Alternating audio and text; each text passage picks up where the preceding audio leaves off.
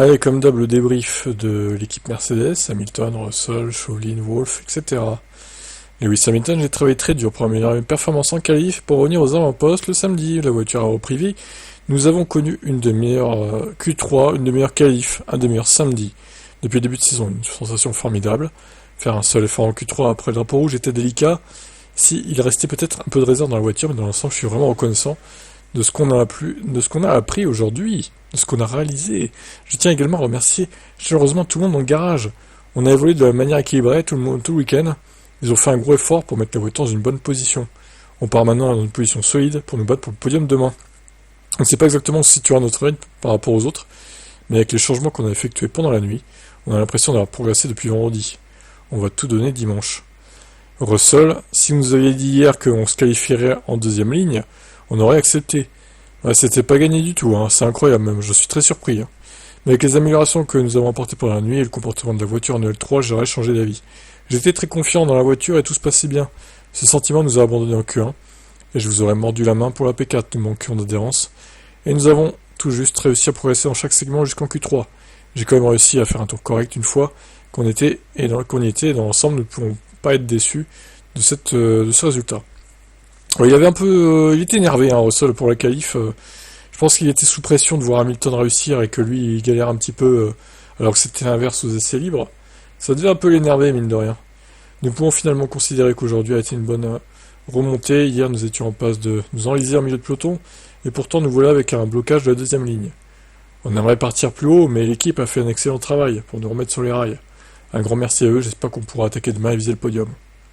Les gars, il n'y aura qu'une place sur le podium, Je doute que Verstappen et Norris, à moins qu'ils se crachent les deux, doublé Mercedes du coup.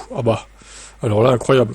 Toto Wolff, après un vendredi difficile, nous aurions accepté sans hésiter de nous retrouver en deuxième ligne de la grille pour la course demain. Mais avec les progrès que nous avons réalisés avec la voiture pendant la nuit, et le rythme que nous avons affiché en UL3, les 13e et 4e places nous semblent un peu décevantes. Cela dit, ce n'est pas une mauvaise position pour démarrer une course. Les fluctuations de performance entre vendredi et samedi ont affecté de nombreuses équipes. Ce qui est assez étrange, Ferrari a un peu reculé, tandis que Verstappen a fait un pas en avant, tout comme nous. Je pense qu'on verra encore davantage de fluctuations demain.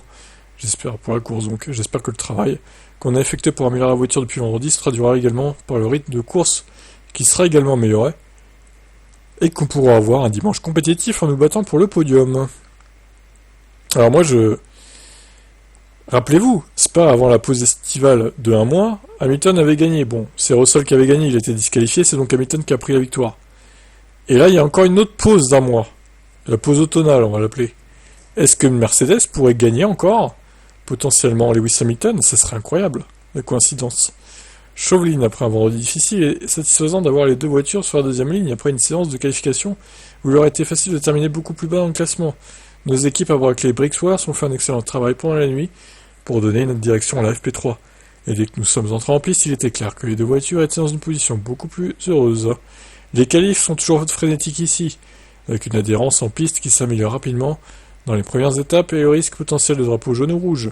Nous avions réussi à conserver 2 trains de pneus neufs pour la Q3, mais l'accident de Sainz et le drapeau rouge qui a suivi ont fait que nous n'avions qu'une seule chance dans les dernières étapes. Lewis et George ont tous deux réalisé leurs tours les plus rapides du week-end pour s'emparer de la deuxième ligne et nous mettre en bonne position pour demain.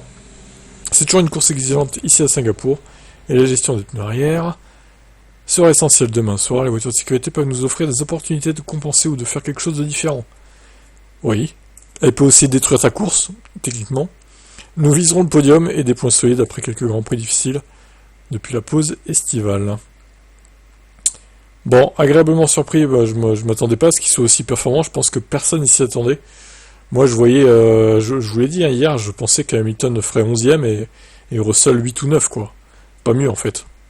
Je pensais que les Ferrari seraient devant, que les Red Bull, les deux Red Bull seraient devant aussi pour le coup.